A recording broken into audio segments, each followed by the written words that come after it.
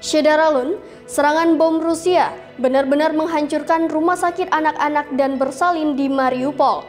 Bahkan, ada anak-anak yang ikut terkubur dalam reruntuhan setelah serangan udara tersebut. Berikut informasi selengkapnya.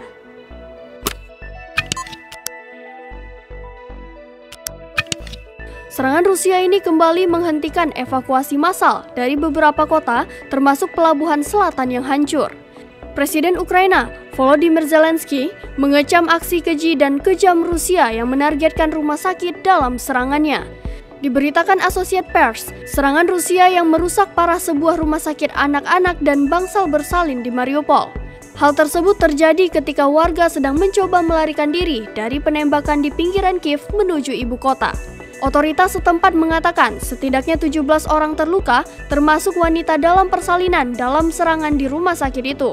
Wakil Wali Kota Sergei Orlov mengatakan kota itu dibombardir secara terus-menerus dan 1.170 penduduk telah meninggal. 47 diantaranya dimakamkan di kuburan massal pada hari Rabu kemarin. Barat telah memperingatkan bahwa invasi Moskwa akan mengambil giliran yang brutal dan tidak pandang bulu.